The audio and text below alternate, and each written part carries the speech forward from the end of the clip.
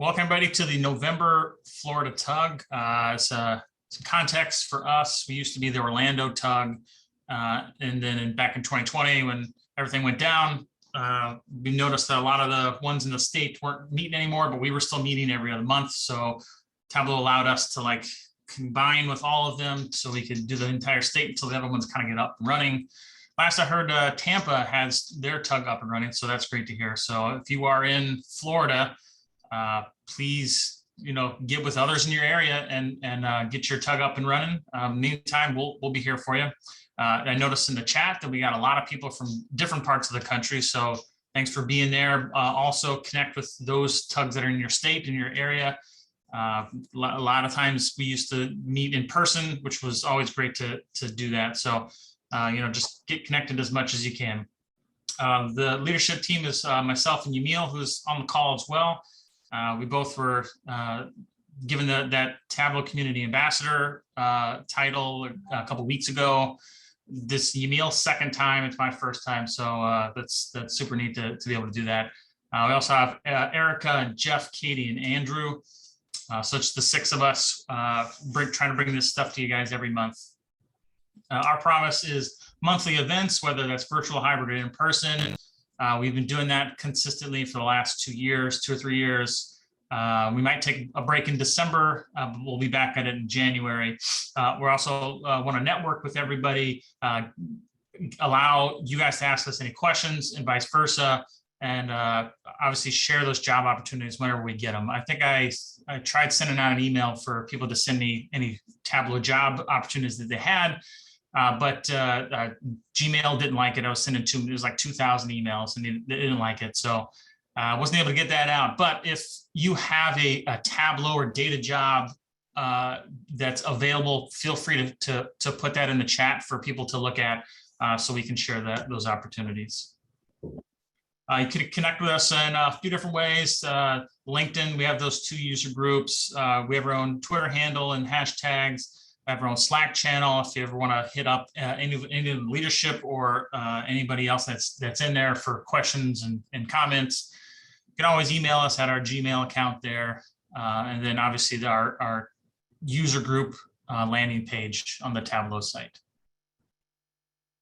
We will be giving away some swag later today.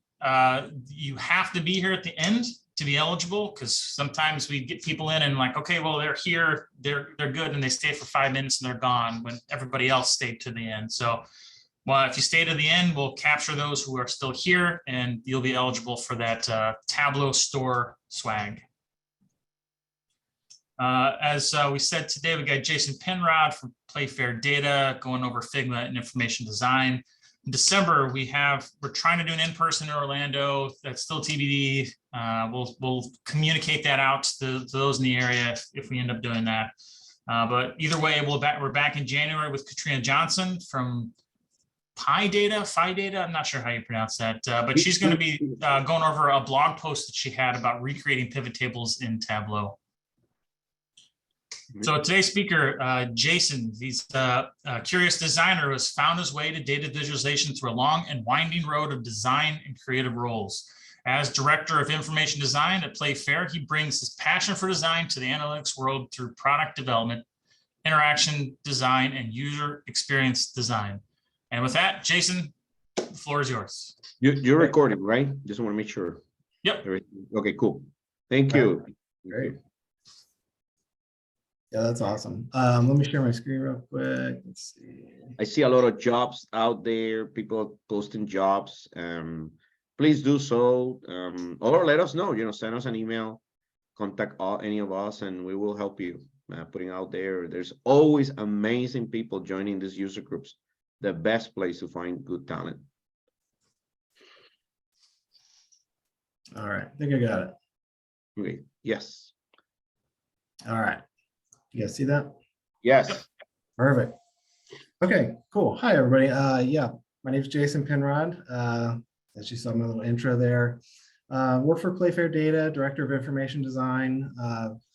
It's been quite like my bio said, a long and winding road. It's actually really been interesting to kind of see, I never would have imagined would have landed in data visualization, but It's an absolute perfect fit. I love my job. I love everything I do every day. So I don't know, I feel pretty lucky in being able to say that. But today, one of my big passions is really this idea of Figma and crossing that with information design. So I've got a little kind of deck I'm going to walk us through, a little bit about me, but what we're going to get into hopefully pretty quickly is really some actual Figma work. And I'll kind of explain what we're going to do there when we get to that point. So, this is about me. That's the same little bio that we already kind of had read to us. But, my career started as a designer, actually, long ago as a photographer. And I worked at a couple different companies. I worked at Hallmark Cards for quite a while. I worked at a couple of internet.coms, and I've just kind of traveled through both like physical, analog kind of things as well as digital. And so I got into product development 20 some years ago. And you can kind of see from I just pulled some interesting old pieces out of my portfolio. Really started in product development, like with toys. Did a lot of little toys, electronics. These are like projectors. But then I also got into designed one of the first apps for the Hallmark brand itself. When the iPhone had just come out and you could just start putting apps on the thing. One of the earliest apps from the Hallmark Cards group. And then I've done some game design as well. So it's just a really interesting little mixed bag of sort of experience and skills. The thing that kind of stretches them all together is really this idea of understanding the user. And you can actually see over here on the right side, I've done quite a bit of collaboration with the MIT Media Lab during my time with Hallmark. I've also worked with IDEO and a couple of other big design firms. And the thing that I really love about design is that it's that interface between a product or a message or your brand, and it's what we put in front of the people that use those things.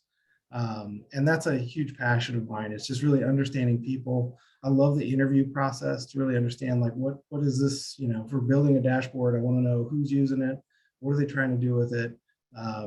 So many times I feel like, we can get specs from a client and then come back and talk to the actual users. And there's like 2 or 3 really interesting things that maybe we wouldn't have gotten in the specs. So I feel like that one-on-one or like small group kind of interview is something that we don't always get. It's so nice when we do, because I feel like we can really get at what people want and need. And that's what sort of, I learned some of those lessons back when I was designing physical product, and it's definitely stretched and translated very nicely into digital product as well. So I also have kind of I guess, I don't know if it's odd. I feel like it's odd sometimes. A left brain and a right brain. I kind of can sort of pivot between those two. I really love the analytical side of things. I love, data sets and sort of looking for, those interesting insights inside of a data set. And Tableau's, the tool that I love to use to do that and find that and visualize those things. But then I've also got this right side that's, I grew up with a fine art kind of background, a lot of painting, drawing, photography. So it's definitely a mixed bag. I've got both those things going on. And that's why I love these tools. So Tableau on the left, and then this is the logo for Figma. And I've actually put the little Adobe logo over here to the side as they just bought Figma, which I still have a question mark out on that, honestly. So my own personal opinion right now, but I've used Adobe products for years, and I still love Adobe products. But what I loved about Figma was that it was breaking down a lot of the paradigms that we had I felt like gotten stuck in with some of the Adobe products. I felt like they were really trying, and maybe this is the best strategy for them to kind of break out of their own sort of pattern. But jury's still out on that. I love the Figma product so much that I just have my fingers crossed that they add to it and not take away from it. But anyway, that's my own little thing. So anyway, that's kind of what I do day to day. is use all those tools, mostly Figma, sometimes Adobe, but Tableau as well. Those are my main tools that I use. Director of Information Design, I've thought a lot about this. And I think it's interesting sometimes when you get something like this where it's information design, what's the difference between that and data visualization? And I think there's a lot of theories on this, and I've researched it a little bit, and everybody's kind of got a little thought, but for me, these are the two main kind of stories that resonate for me. Information design, I feel like, is a pretty broad term. It captures a lot. You might have a broader set of information graphics and storytelling and a lot of these other things inside of that. Whereas I feel like data visualization, really true data visualization, is really kind of a subset of that bigger, broader sort of topic of information design. So that's one way that I try to kind of differentiate the two. Maybe the more important one is the one on the right, where it's data visualization on the left, where it's really it's looking for insights from a specific data set, and you're going to have a layer of data. You may be able to build multiple vises on top of that data, and what your hope is to reveal something specifically about that data. And it's a little more on the discovery side. You may or may not know what those insights are. It may take an expert user who's using your interface to find that insight. Sometimes you may stumble upon that insight as well. So it's more about kind of, I think, revealing what's inside a known data source, and doing, making tools that it's going to, help others find those insights within that data set. Whereas I think on information design, the thing that I bring to it, and not that you don't do some storytelling and data visualization, but I feel like when you really, like, even if you pull a dashboard together, you're really talking about storytelling. And that's why I gave us our little storytelling arc here. And it's also about bringing together multiple things. You might have some visualization, you might have some data, you might have video, you could have graphics. You're also using different storytelling components, like a turning point. The biggest and most important one, I think, is you have an objective of some sort. You sort of have the end in mind when you're really talking about information design. A lot of times it's a very complex situation, it's a complex process, and you really have to break it down and try to understand, like, how do I put this in a way that people are going to understand? And honestly, I kind of point at the little graphics I even made for this slide. I was trying to kind of get across the concept between these two, and just in making these little graphics, it's trying to simplify some of the complexities and the nuance between those two things, and put them into a visual way with a few words. I definitely had an intent and an objective. I wanted you to at least walk away with either a new definition of the two, or a new understanding or an appreciation between the two. And so, hopefully you're able to get some of that. And I think the difference is that, I mean, the storytelling is the biggest piece of it to me. As I move on, it's such a big piece, and I really love this idea of a turning point. I've spent a lot of time in the creative space, and I've done a lot of video work. I've done a lot of, even at Hallmark, doing greeting cards, and storytelling is a huge thing there, working directly with writers. So, I've spent a lot of time understanding what are the storytelling mechanics, and how do you use those storytelling methods to get your point across, and to take, a user base that may or may not know what the topic is, or maybe they know it very deeply, but you're taking them on a journey, and by the end of that journey, you really want them to have, changed in some way.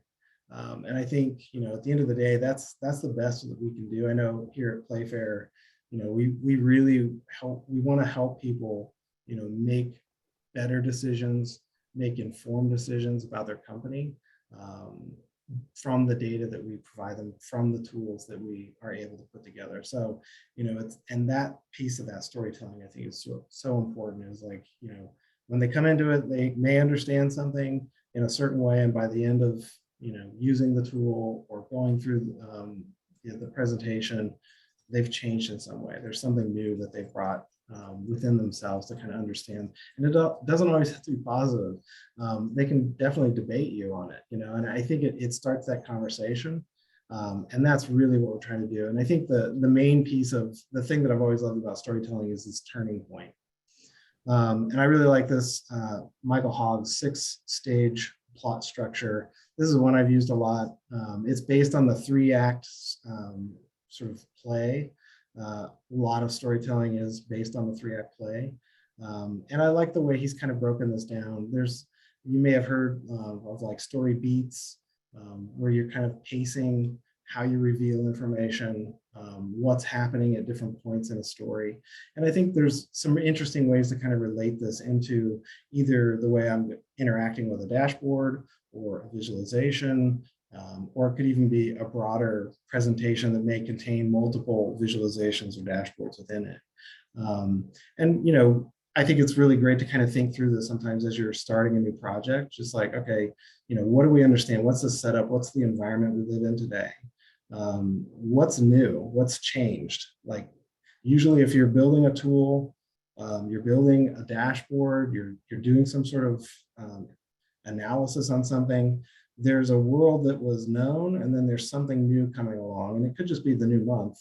But a lot of times, I know the work that we do, there's something new. Like, when COVID came around, it was like there was a lot new. Every business was going through something and changing. So, there was a lot of new questions that businesses had no idea how to ask or even get answered. So I love this idea that you've got sort of the known world and then this new situation. Something's come up. And each one of these is essentially a turning point. So looking at that new situation as an opportunity, change of plans, which is, usually in a story, and this is where, you kind of have to take this with a grain of salt when you're talking about building like an analytics tool of some sort. But I do think there's still a lot to be learned from, just kind of going through the process. You want to show progress being made. There could be complications. There could be, hurdles to get over. And those are really important in that story. Like, it also depends on who you're speaking to. If you're speaking to the CEO of a company, you may not want to go into the whole, the deep story on some of this stuff. You may want to say, hey, there's a new situation, there's something we don't know. And then maybe you're going to sort of, fast forward to some of the end product there, the answer.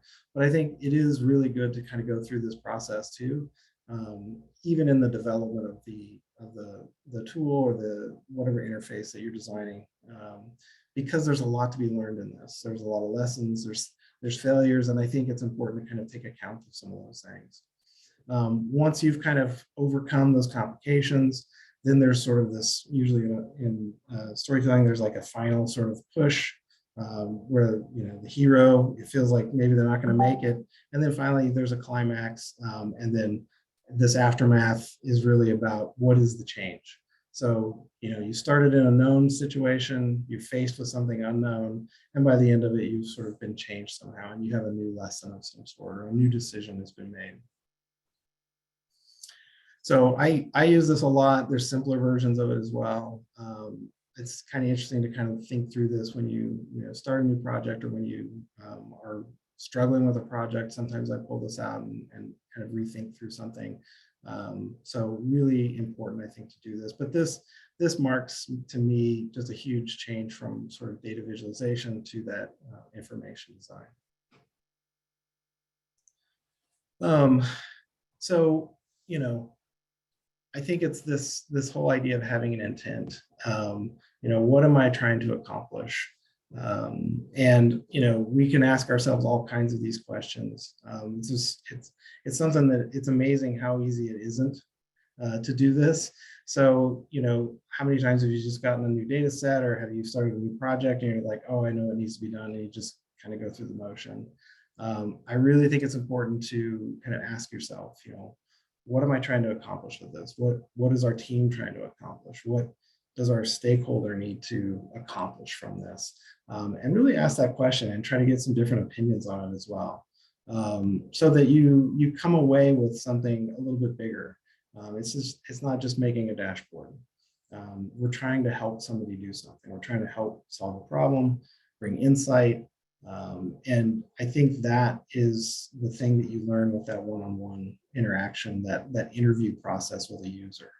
I've got tons of stories where, we would do, we gather specs for a project, and then, we would have it all kind of documented. And then we would start having a couple user interviews. And some of my favorite ones are, if we're in somebody's office and they keep referencing paperwork or like Post-it notes on the wall. I'm always curious about that. And I always ask them, like, well, what's on the Post-it note? And I remember one time in particular, it was like there were all these little reference numbers that this person kept going after on Post-it notes. And it never occurred to them. And I posed it. I was like, what if we put those numbers in the system? What if those numbers were in the tool so it was easy for you to reference? And it was one of those things sometimes, like as a user, you've just gotten used to something. And I think it's that idea of kind of, you have to almost shake that user out of their own head a little bit and say, there may be an easier way. Like if we were to put those numbers right in the tool for you, would that be helpful? And they don't know to ask for that, but it's almost transparent to them. And I think that's kind of the magic of sort of these user interviews, user experience, and really starting to understand, who am I talking to and what are they trying to accomplish? How do I help them get there easier? So I think this is such an important and easily skipped over step, is this idea of what am I trying to accomplish? Ask that question. And then it's all about the right tool. Is it a Tableau? Is it a Figma? Is it a both? This is something that you have to ask yourself, well, make sure that I'm using the right tool to do the right job. So now we're going to kind of transition into some of the Figma stuff. I mean, Figma is an amazing program. It's absolutely complex and deep. I know many of you have probably tried it and played with it. Just a couple quick notes on it. If you just go to figma.com, you can use it for free. They have a free version. You can do quite a bit with the free version. So it's easy to work with in that sense. The other great thing is it's browser first is what they call it. So that means there is an application that you can download and install on your PC or your Mac, but it is primarily designed to work within the browser. So any of the modern browsers can run it. It is really nice because you don't have to hassle. Like if you have, if you don't have admin rights on your laptop or your computer, I mean, it's pretty easy to run it in the browser. So it's very accessible. It's very easy to get into. And what I think is, the three major features for me, and I was trying to think through this, like, how do I take all these incredible features in this insanely deep application and give people, like, break it into three things that people could kind of wrap their heads around and really unlock some of the power that maybe if you are using it, maybe you're not getting at some of the power. If you've never used it, you're probably going to be a little overwhelmed, and just knowing sort of these are the three sort of categories to think about, in sort of learning the system and figuring out what to do with it. I think flexibility is the top one for me, because not only is it flexible in sort of the way you can use it, and it's in the browser. I mean, it's all flexible in those ways. It's free to get started. It's very easy, I think, to get started because the interface itself, I feel, is pretty simplified in the very beginning. And they're very clever in the way that the developers have hidden the deeper and more powerful features underneath sort of other things. So when you first open it up, you're not overwhelmed with like a million buttons. It's very clean, and you do very simple things right off the bat. And I'll show you that when we start to get into it. But it's like, I want to draw a square, I can do that. I can want to draw a line, I can do that. So you can have early success, and then it's flexible in that all the power that you can use is there. It's just cleverly kind of obscured away from the main interface, but still easy to get to. So it's hugely flexible in many different aspects. The other thing I think is really huge, especially as we get busier and busier, reusability. So there's a couple different takes on that as well. Being able to reuse components, being able to take a single component that I've designed and reuse that all over my design.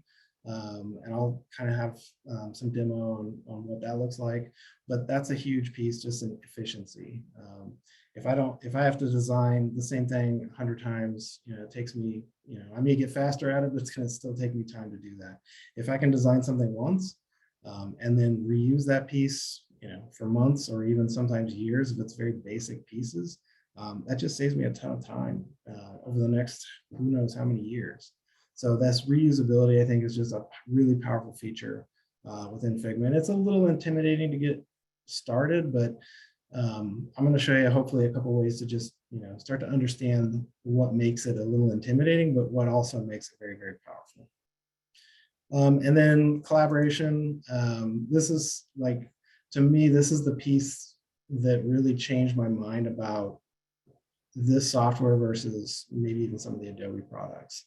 Adobe is definitely catching up in this front, and I think other software is trying to catch up in this front, but being able to collaborate within the same document with team members and be able to like communicate with each other, co-design together, it's absolutely a game changer. When they first brought it in, it was a little weird to think like there's other people looking at the design that I'm working on. But then once you realize like the power of getting somebody else's opinion on your team and having somebody come in and give you a couple of quick tidbits of, a decision here or some direction there. Again, it's not like, okay, I need to like save all this out. I need to set up a meeting. I need to get in front of this person. It's like literally you can send them an email with a link. It's all browser based. So even if they don't have Figma, they can like click the link, come right on into your file, take a look at it. They have audio chat in there now. You can do what's called cursor chat. So just an amazing way to collaborate with multiple people on your team or even outside of your team. And I think it's one of those things you don't almost expect that from a design software. But once you have it in there, it changes the paradigm of how you design things. It's a very cool kind of democratic way to design. All right. Let's see. So we're gonna move on there. So that's the end of my little presentation. And now what I'm gonna do is I'm gonna jump over to actual Figma. Let's see, do this and can't get to it. Hide this little guy. How do I do that? I'll do it this way. Okay. So what I'm going to show you now, this is the main interface of Figma. This is the application version of it. So, when you first open it up, you're kind of met with this interface here. So I'm going to just kind of scroll around. So I really enjoy designing live in Figma. So I find it very easy to kind of work at the same time that I'm talking to somebody and even doing an interview with somebody. I think that's one of the real advantages of this as well, because it's so easy to share and show people. I can do a design, like maybe a dashboard design. And if we're talking to the stakeholders and they've got a change and they're like, we wish it was this way, or we wish maybe instead of vertical, it was horizontal. Again, if you've designed your assets in sort of smart and clever ways, you can make some of those changes, very quickly, within seconds sometimes. And sometimes right in front of the client, which is impressive to them usually. And it also gets decisions made, which I'm always about that, because so many years in the creative industry like this, so much back and forth. And it just feels like things move at a glacial pace. If you can get somebody to look at your design and they give you 2 or 3 pieces of feedback and you're able to incorporate that feedback as soon as you hear it and right in front of them, you've just saved yourself hours. There's no more meeting to set something back up and for you to forget what they said, or maybe you misunderstood what they said. And if you make a change and it's not what they meant, you can solve that right there on the spot. So that's something that I really enjoy, and I sort of promote it anytime we can. If one of our team members is doing the same thing, I just think it's a really effective way to design with stakeholders or with each other. Again, it's that whole collaboration piece. But just to kind of give you a little sense, the first thing I want to do is just kind of set some context for the app itself, and just show you when I first open up a new file, it is pretty simple. I mean, I've got some stuff going in here, so there's a little complexity going, but literally when you open the first file, you're going to have a canvas. You're going to have what I think is a pretty slim little toolbar. You're going to have, maybe one layer in here as soon as you make something. You've got a title for it. There's some sharing and some stuff up here, and then maybe a little bit of complexity over here, but we'll kind of talk about that too. And it definitely can get complicated and filled with things on the left and the right, but I just love the way that you step into this application.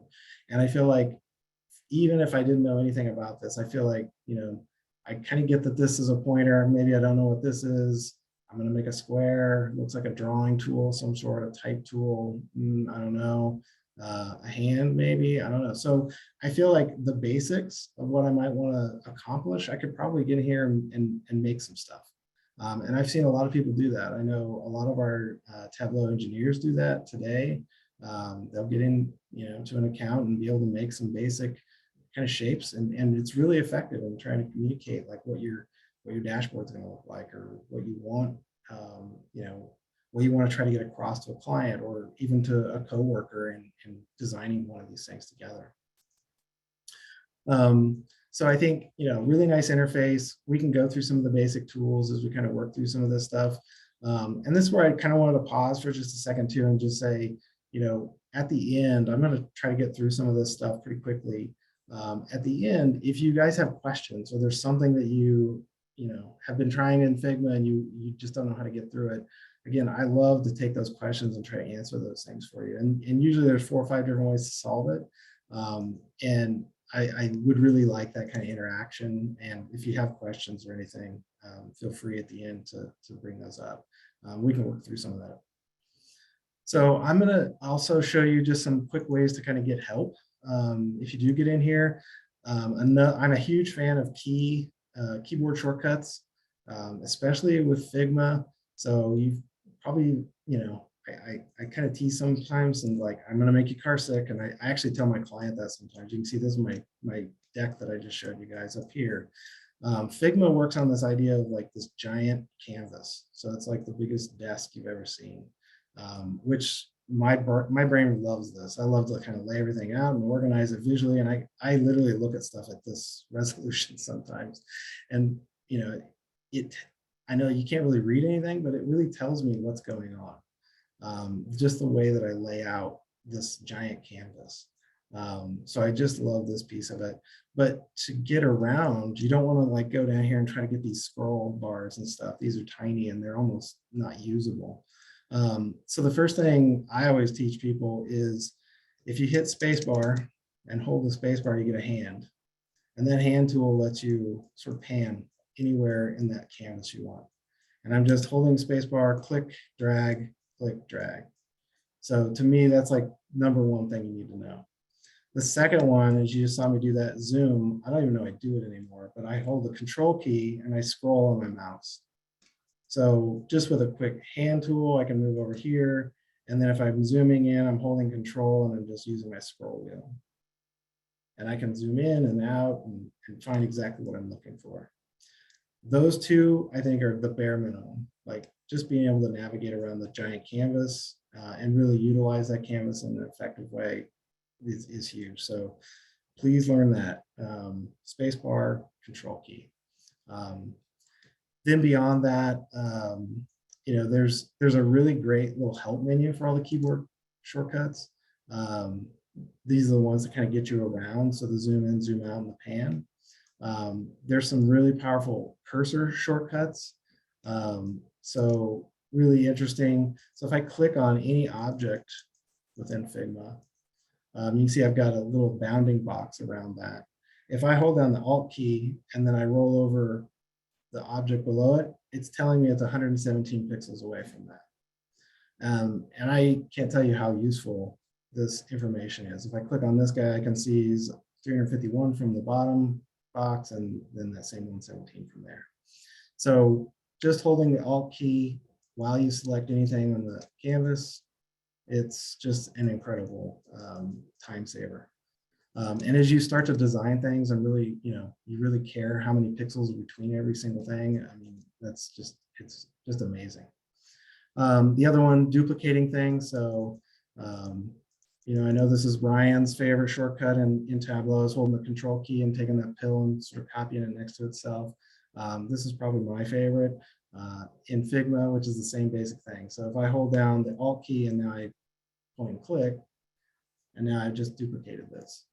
And basically, I only ever make one text field probably in my file, because every other text field is duplicated off of that.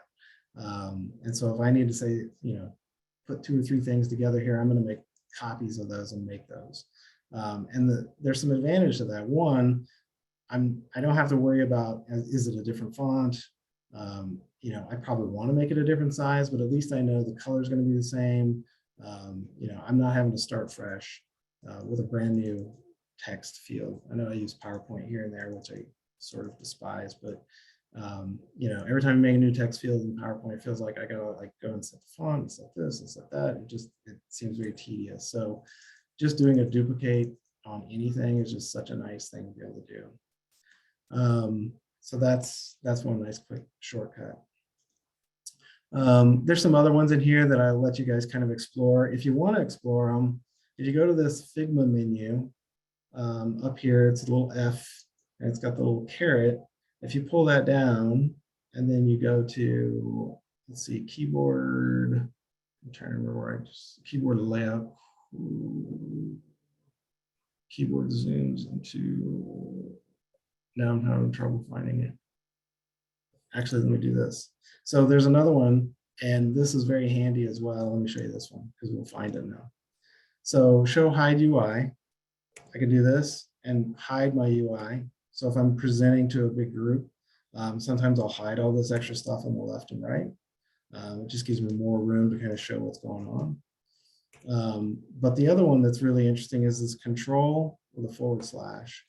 And you can see it brought up a little quick menu up here, like a search field.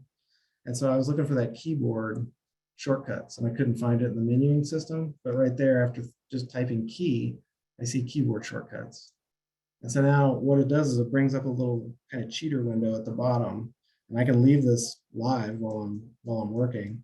If I'm learning a new set of key commands or keyboard shortcuts, and for all these different things, so zoom, tools, text, they're all here.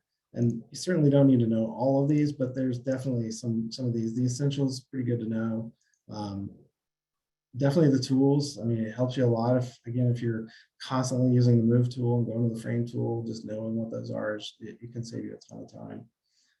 View definitely as well. But yeah, I encourage you to check those out. It really does speed up your work inside the application to use some of those quick keys or keyboard shortcuts. And then finally, I want to get to building a few things. Figma has 2 types of containers, and I think most people are kind of familiar with this idea of grouping. So if you take 2 objects, and I'm going to use the keyboard shortcut, so it's Control G. So Control G, I can see over here in my layers palette that it just grouped those 2 ellipses together. So I'm selected on that group, and I can move those together now. And I think that's pretty common. Figma also has a way of grouping things, and it's called frames. And these can be a little bit confusing. This is a frame tool up here. This looks like a little hashtag. But if you select 2 objects, and then you can actually right click on those and then frame that selection. So now those are contained within each other, just like the group. And you might ask, like, well, what's the difference? And there are some differences. Usually what you start to find is like when you start to resize something. So I'm resizing the frame right now, and now I'm going to resize the group. And you can see one thing right away is the group is resizing everything inside of it in proportion. I can hold the shift key down and keep the proportion the same. So if I just want to scale that, but what you notice too, that orange circle with the dark stroke, when I make that small, that dark stroke is not changing. It's getting thicker and thicker in relation to the circle. And so that's something to consider. Figma runs on vectors, which is great because it means that there's no resolution. It basically is resolution free until you export or send something out of it. And even then you can still send it out in a file format that keeps that lossless vector. But it's interesting in that there's some trickery that you have to do because you're working with vectors as well. So right now, like if I went back and I didn't want that, to be such a thick stroke on there, now I have to come in here and change my stroke size and kind of get that back in shape. Or there's another way to do it, which is instead of the pointer tool, the move tool, you can use a scale tool. And this is pretty amazing. You can have a very complex design, and you can see you get a little different arrow style. It's got like some extra little kind of ends on it there. And when you do that, one, it's going to keep things in proportion, but it's also scaling up that, any of the vector kind of components. So that stroke on that circle, on that ellipse, is getting scaled along with it. And this is really amazing if you have a very complex, it's made of like hundreds of vectors, and all of a sudden you've realized I need to make this thing like twice as big. In programs before, I've used Figma, and I think other programs have this now, but this was the first one where I saw this kind of a scale tool where it would just let you do that with one tool. And it was just, it was amazing. So that's a very powerful feature, and that can actually work in both the frame and the group. The main difference between the two is you can see the group is driven by the size of the objects inside of it. So if I make this circle smaller, that group size just changed. Now it's containing those. In a frame, if I make these bigger or smaller inside, it doesn't change that frame size. The frame size always stays the same, which can be great, but it can also be confusing and frustrating at times too. So learning to work with frames is definitely an important aspect, and when to use groups versus frames is something to consider as well. Hey, Jason, yeah, if I cut in for a second, we had somebody that asked. He had a question, and I just wanted to ask it now because it's relevant to the section that you're in. He wanted to know if you could show a comparison of frame and group with those two circles that you were working with. Okay, yeah, totally. And I'm gonna go off script here and pull them out into just the canvas area so we can kind of see what's going on. So yeah, and what I'm going to do is I've got a group. These are grouped. I'm going to make a copy of that group. I'm going to right click, and now I'm going to ungroup. So now I just have my two circles separate. They're not in any kind of group. And then what we can do is we can frame these. So select them both. I'm going to frame that selection. So one thing you can see right away is this frame gets named, and it's got a little title on it, versus the group, which is just kind of free floating there. Again, if I resize this group, it's going to, just kind of squeeze these, more like probably what you're used to, like in a PowerPoint or something like that. The other thing I'll just mention right now, because I use undo like a million times a day. Undo is forever inside of Figma. So, if you want to try something, you just try it and you're like, no, not what I wanted, just Command Z. And you can Command Z like back to the existence of the file because it's all cloud-based. So you don't ever have to worry about running out of undos. So the difference now, like if I change the size of this frame, it's not changing anything. It's basically just a container outside of it. And this is where it starts to get a little complicated. So if I select one of the circles inside, you can see this little blue dotted line kind of going off to the left. And you don't see one off anywhere else. If I click on the blue circle, now you see the little blue dotted line heading up to the top. So what's happening is it's using a feature which is actually really powerful called constraints. And so if you look over here on the right side, right now I'm saying I always want this circle to be referenced to the left of whatever container it's in, whatever frame it's in, and I want it to be referenced to the top. So right now, if I change the bottom right of this, nothing changes because it's keeping it the same distance from the top and the left. Same for this circle. If I were to change this and say, instead of the left, I want this to be referenced to the right, you can see that extension go out. Now, if I change this, now you can see it's keeping it to the right side. So being able to define how I want these objects to be handled within the frame is what lets you do responsive web design. Take a web page and turn it into a mobile design very quickly. Because it gets very complex, but when I really define this in a certain way, I can actually make these things scale. So if I want to do scale on both of these, so now I want that to scale in both directions when I change it. And so now you can see we're running into that same issue with the stroke on that. So in that sense, we would have to go and use our scale tool to do that same thing. But the ability for it to sort of, constrain those different objects into that frame is one of the features and one of the differences between them. If I move those things inside of that frame, now I can see left and right is where that's sort of constrained. Whereas this one is going to be, I go on scale. But if I take it back to like bottom and left or right, then you can see those blue lines going off to the right and the bottom. So that's one difference there. And that's a great question. This is something that is very confusing for people. So that's something to kind of think about. You can also see things can go outside of the bounds of my frame. This also confuses people. So if I change the shape of this in such a way to where these are outside of the bounds, that's okay. But you need to understand, like, is that what I want? So again, it's something to practice, something to kind of get to understand. There's one other feature that I want to show since we're out here, and I'll just kind of, I'm a little off script now. Not too far. Let's see, I was talking frames, but then I was going to auto layout. Did that answer the question to you? Does that help?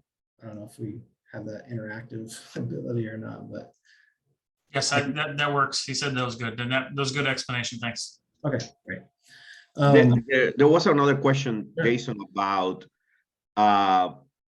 somebody was using Figma and said that they noticed that a very unique set of fonts. Is there a way to bring the usual fonts like Arial, Georgia to Figma? Yep, there is. So there's a couple ways to do it. If you go to, I think it's here, I'm going to use we just learned this, right? Fonts. Decrease, increase. It's not going to be in there. There's what's called a font downloader, and I'm not remembering exactly where it's at. I can find it at some point, but if you dig through here, it's basically what it does is it's a little app. If you have the desktop version of Figma, it's a little app that will actually, the desktop one, it will use your fonts off your computer. If you have the browser-based one, that's why I'm not finding it. The browser-based version has a special spot in that menu where it's like a helper. It's called like a font helper or something like that. And it's a small application that you download. When you run it, it basically, it gives access to Figma in the browser to your normal fonts file. And that's basically what you do. You just do that one time and then you're all set. You may need some, I don't know if you need full admin privileges. I don't think it's that stringent, maybe just local privileges, but that's the way you do that if you're on the browser. Good question. Yeah, anything else before I dive into auto layout?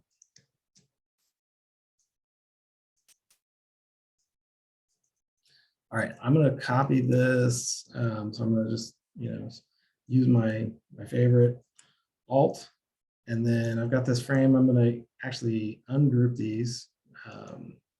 So now I've just got 2 circles, and I'm actually going to make another circle, make it a different size.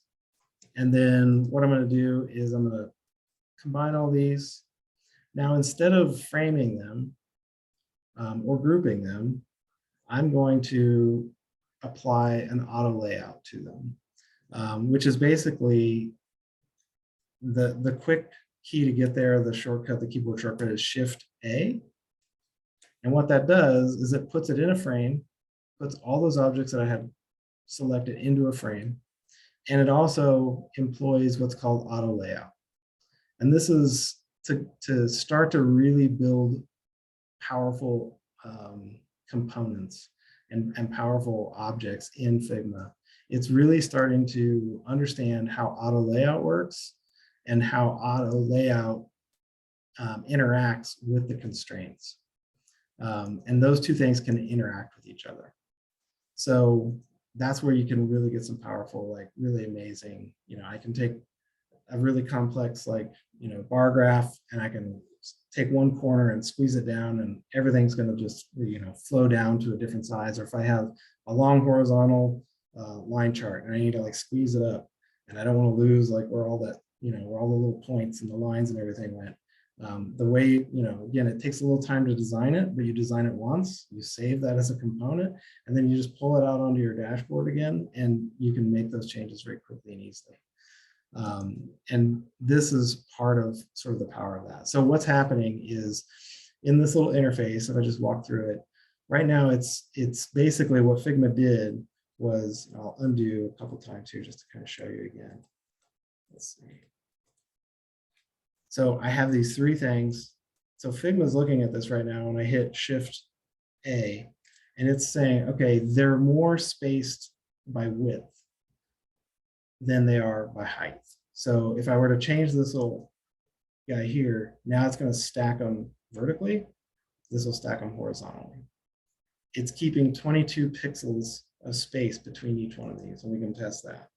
So I can measure that out, 22, 22. It's always going to keep 22 pixels between those items. It's going to always keep them horizontally aligned. I can change some of those features by this little guy. Right now, it's not going to show me much because there's not much going on here. But if I were to change this and pull this frame out wider, and then change this to the right side, now it's going to keep them all bumped to the right side, still 22 pixels between each one. So again, it's simple in the beginning, but this is a very powerful feature. And one way that I really like to show people sort of the difference between this and maybe how you've designed things in the past. If I go to my past and say, okay, I'm going to design a button. So first I'm going to draw a little box, and then I'm going to get some text, and I'm going to type in button. And then probably what I would do, this was 4 or 5 years ago, pick a better color for that. So I've got my little button here. Maybe I would combine them and group them together.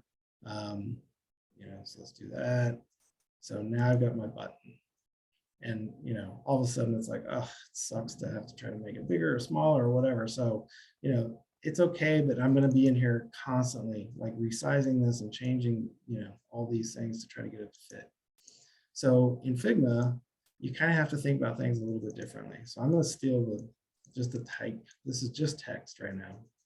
I'm actually going to cut it and paste it back. So it's just all by itself, just text.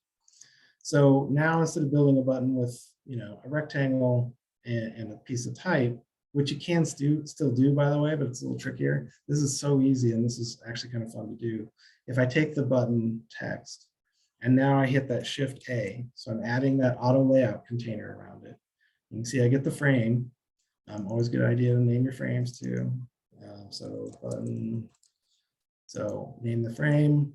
And now, so what it's done is it's saying, if there's 2 objects in here, which there aren't right now, there's just 1 object in here. But if there were 2, it's going to keep 10 pixels between each one of them. It's always going to keep them in a horizontal orientation. It's going to keep 10 pixels spacing, padding around the left and the right. which is what this one does, it's going to keep 10 pixels of spacing to the top and the bottom. So now that I have this frame, I can actually fill this frame with a color, because right now that frame is transparent. If I come down to my fill button and hit a plus, it's going to put a white by default in there. So now I've got a button. And if this button needs to say something else, it needs to say button 1, you can see that that auto layout is going to hug and always keep 10 pixels on every side of that. So now I've got a button that's, way more useful, because I can change the text in here to whatever I want, and it's always going to fit it. It also lets you do things like, typically buttons, I always kind of like a little more width than I do height. So if I'm doing 10 on each side to the left and the right, maybe I want to do 5 top and bottom. And so now maybe I've got a little nicer proportion on that button. If for some reason I was going to also put, maybe I needed some small bit of text in there. So maybe I do like a small bit next to it. Now I've got 2 objects inside of there, and you can see they're each treated as 2 text objects inside of the one button frame. But you can see the way that it's keeping 10 pixels between the 2 of them. And you can also see the way it's orienting them. So if for some reason I don't want that to be kind of pushed to the top, I could do a couple different things. I could align everything with the center. So now I don't have to worry about like vertically aligning this with this one. I know they're exactly aligned down that center line. Maybe I want it at the bottom for some reason. It gives you a lot of options. Maybe I want to like push them to the right and my button needs to be bigger for some reason. So once you start to kind of play around with this, it just gives you a whole new palette and a whole new way to kind of think about how to build things. And really the powerful thing here, the thing that we're always trying to do is build consistency between all of our interfaces. So if I make some of these choices and say, this is the way our buttons are going to look, this is our standard button, and I save this as a component. Now that component is shareable across all of our projects. And maybe I decide, we want radius corners because we think that looks cool. So we're going to do radius corners. And so I'm sort of strange, and I like everything divisible by like factors of 8. So if it were me, I would make this 8, I'd make this 4. Even though I don't need this, I'd still make this 8. So now I've made those design decisions. I've got a 36-point font, bold with the inner font style. I want that my buttons always have 8 pixel radius on all 4 corners, 8 pixels padding on left or right, and 4 pixels padding top and bottom. And now I've baked in all of those decisions so that if somebody comes and takes over my, my dashboard project and they need another button, they don't have to like figure out like, is that an 8 pixel radius or is it 10 pixel radius, or maybe they like 12. But this gives you the ability to kind of bake in all of those decisions. And then if I make this a component, which I think we're kind of running out of time, so I don't know if I'm going to be able to get too far through that. I'd love to hide this thing too. How the heck do you hide this bar at the top? Hide floating meeting control there. Okay. So if I come in and I click this, what I can do is make a component out of it. And now this component is sort of like a master.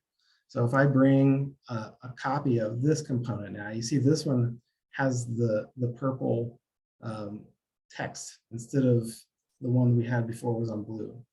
The purple means that I've made a component. There's different kinds of components. You can see that this one's got a filled in diamond. This one is a hollow diamond. So this hollow diamond is a child of this master. So if I come in and decide, like, let's say I put a whole bunch of buttons in my dashboard, and this is button 2. And now, we've talked to the client's like, we hate white buttons. We just don't want white buttons. So I can come back into this, find my white color. And now if I change this to, some lovely shade of purple, I've changed it in one spot, but that change has gone through all of the components that are based on this one here. So all the children are going to reference that. But one thing you can see is it's left the override for me changing 1 to 2. So it's really powerful in that you can go in and you can override at a child level any of the things that it's going to inherit, and then anything that you haven't overridden, like the color of that background, is going to be open to changing in one place, and it's going to proliferate through the entire design. And we've done this before where we've built like dozens of dashboards with a certain logo. And then the client comes back a year later and they're like, we have a new logo. And we can literally go into one component, change the logo out, and every project that you open that you worked on maybe a year ago, the logo has been updated in every single one of those projects. And the placement's the same and everything is, it's like magic. And it would have taken you probably 2 days to go and find all those and do that. So there's just huge power in being able to kind of like work this way. And these are the complexities that if you just look at this little menu at the top and you start making boxes and text and, that's great. You can really be effective and get a lot done. But as soon as you start to peel back a little bit of the power of what's here, you see like this very simple tool set at the top is just insanely expandable. And you can do just incredibly complex things. So I know we're a little over here, but I do, if my team is in here, which they are. So my favorite thing, I wanted to try to get to this. So collaboration, this is the piece that I think is just amazing. So I don't know if my team's still around or maybe the end to go, but I didn't put any of this here. Maybe I put this here, but my team came in here while we were talking, and hopefully somebody's still around and they can jump back in here because I think it's cool to see. They basically built all this stuff. So here's Raphael, he's one of the designers on my team. So we're both in here at the same time, and if he's made something, I can come in here and look at it. He can look at it. We can talk together. I won't do it right now because it'll probably be distracting, but you can actually do audio. So you can enable audio chat between the two of you. We also have this cursor chat. You just saw Rafa said hi.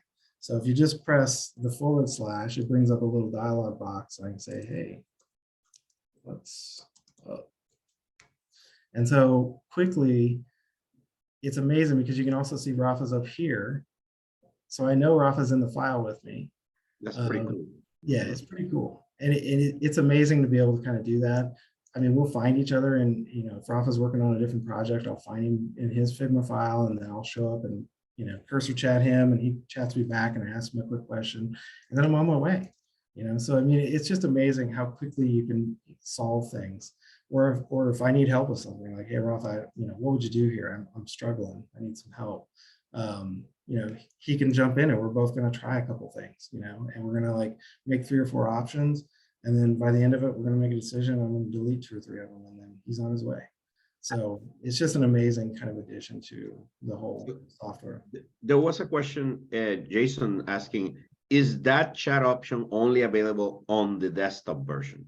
No, that's in browser too. The audio, I think you have to have a paid version, but the cursor chat you can do, anywhere. And the audio, if you do have a paid version, the audio works in browser or on the app, either way.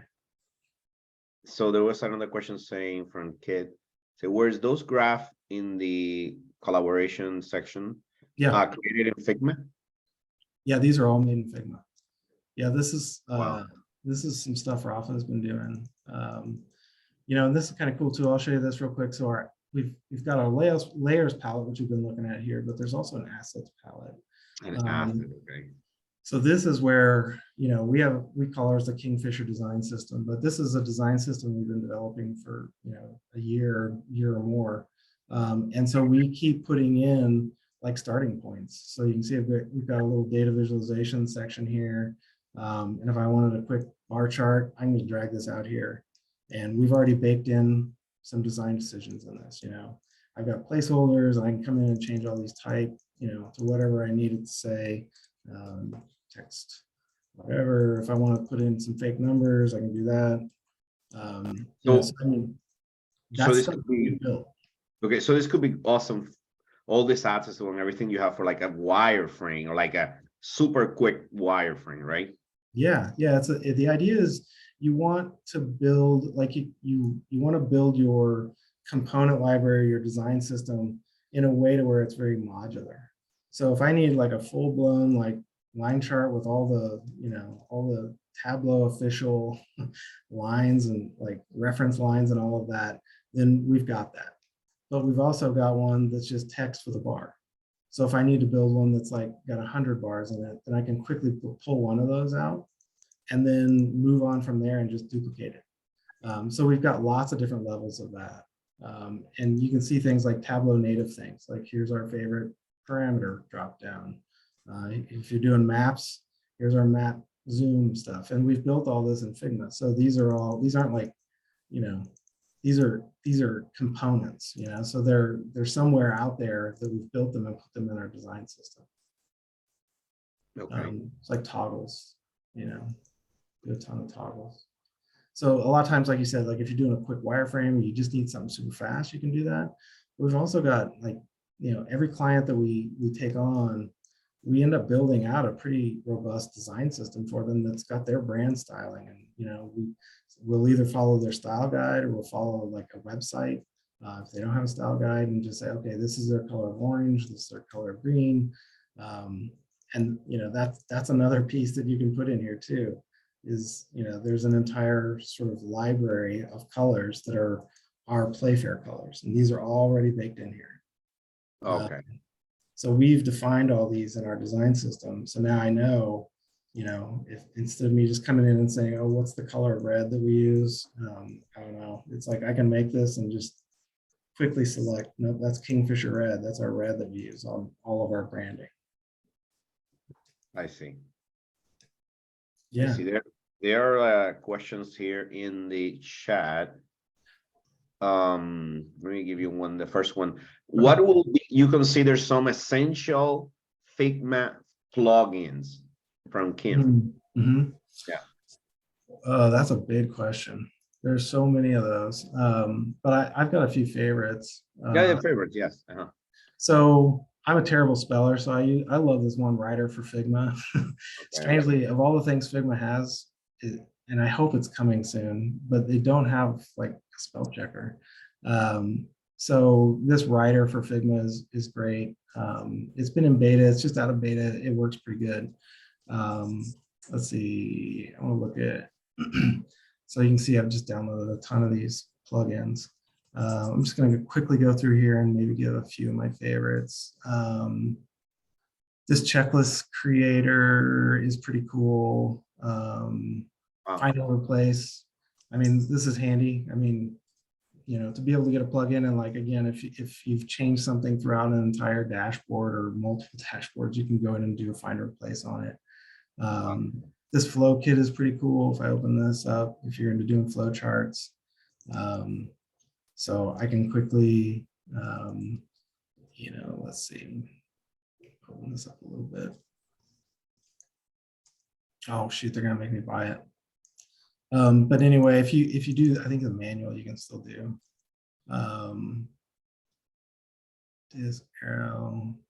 This one was cool. I used it a bunch. I can't remember exactly how it works now, but you can basically do like all the flowchart stuff, like the blocks, all of the flowcharts, super fast. I haven't used it in a little while, but that's a good one. I like that one a lot.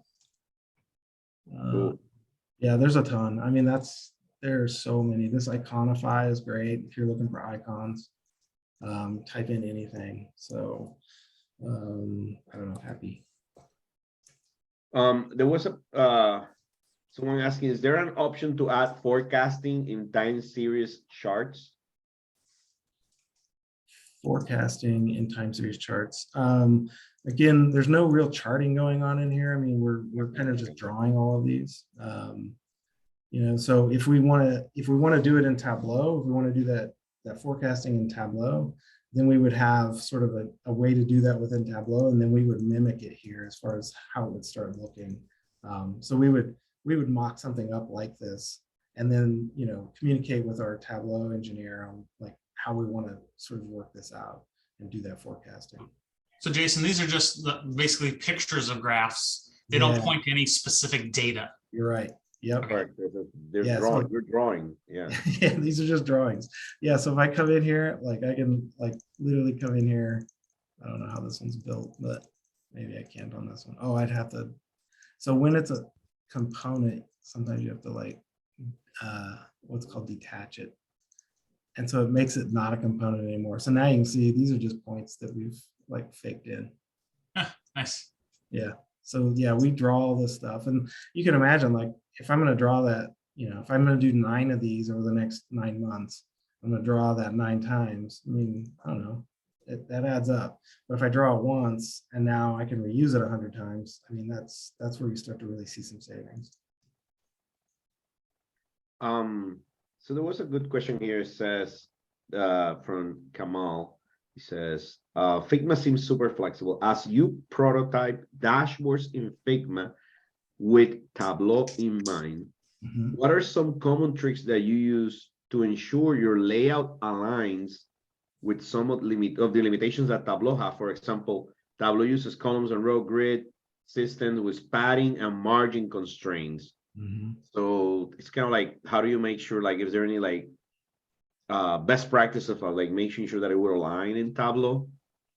Yeah. After you go there.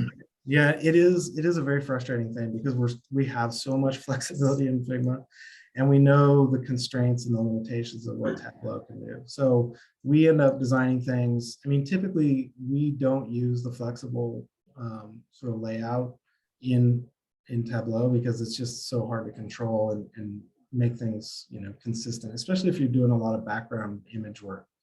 Okay. A lot of times what we'll do is we'll use like, you know, we'll just fix the size. We end up using, you know, like a 16:9 a lot because this is perfect PowerPoint. And so many, unfortunately, so many, I think dashboards and vizzes get turned into PowerPoint slides. So Okay. I have the same problem. yeah, this is such a popular size. A lot of times our dashboards are based on this. It also fits on a screen really nicely too. So what we typically do is try to design things. I mean, that's part of that interview in the beginning that I was speaking of is like, you know, we've had instances where, you know, we've designed dashboards where the dashboards, it's not going to be used on screen. It's for a field group and they don't even have computers. They get printed out on letter size paper vertically and then handed to people out in the field. So in that case, we went with a letter size and we built the whole dashboard at letter size knowing that it was going to be printed out.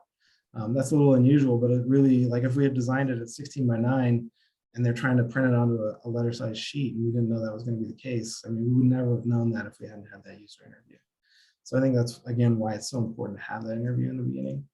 But yeah, one of the main things that we do is just try to use fixed dashboard sizes in Tableau.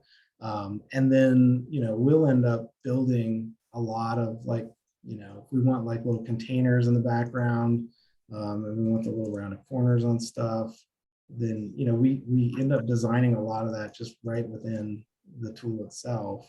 And then, you know, basically lay this out and then hand this off and put it in Tableau as a background image.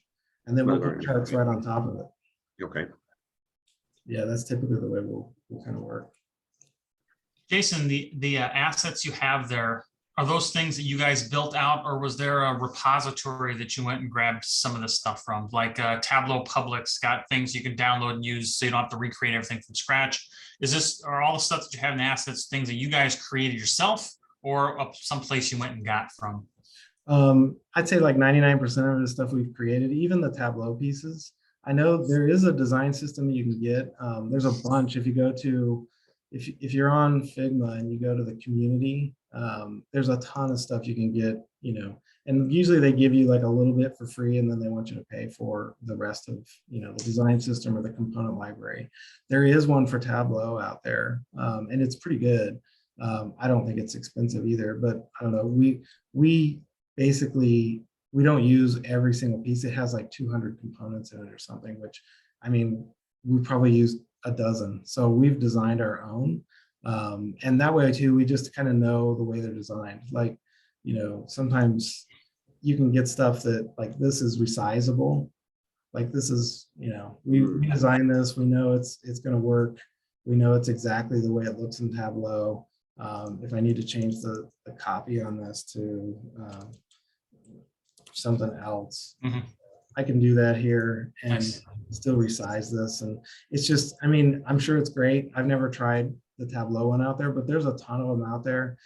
I would say just be a little wary because some of them are done really, really well. And you can kind of tell.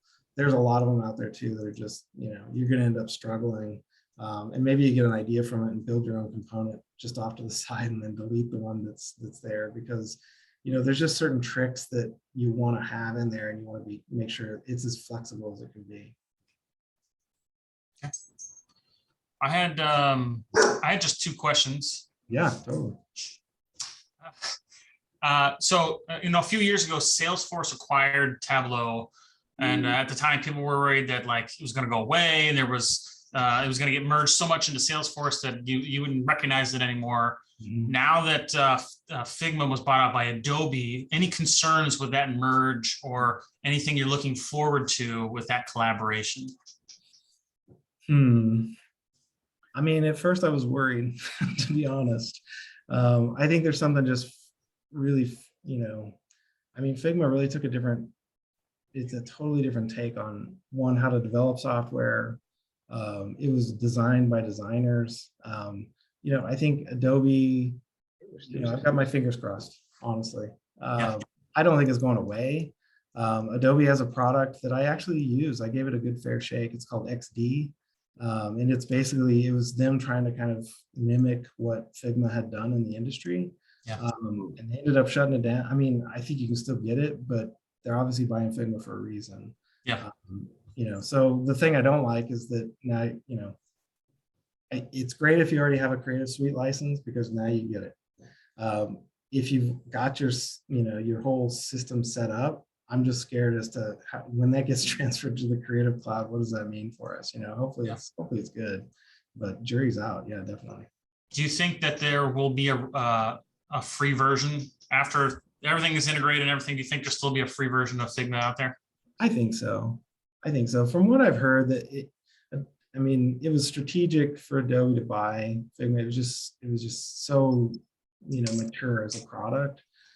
I don't think they're wanting to make like massive changes to it right away, definitely. But I think the free version, so many people get so much out of that. And I think it does lead to, companies purchasing it or individuals purchasing it. They give you enough to kind of get started, but if you really want to do stuff, like if you want to share components across multiple teams and, you got to pay for that. There's just certain things like in this, we get, I think in the free version, you get one page? They just changed it. It was like you could get like 3 pages or 2 pages or something like that. But if you went beyond that, then you weren't able to, it cost money. So it gives you enough to kind of go on, but there's definitely some things that you're going to want. And the pricing isn't that crazy. So hopefully they do that too. All right, we only have like 5 minutes left here before the Zoom will end on us. My last question, let's bring it back full circle. Figma and Tableau. How do you think these two tools work best together? Is it wireframing? Is it just better dashboard design and appearance? Like, what do you think the collaboration there, like what works best? Yeah, great question. Yeah, I think at first, when we first started playing with this was a few years ago, Ryan Sleeper and I first started kind of playing around with bringing, this heavy design to some of the dashboards, and people really loved it. So I think in that sense, that just combining the two in like, if I just output this as a background image and put it in my dashboard and then build some charts on top of it, it's a great place to start.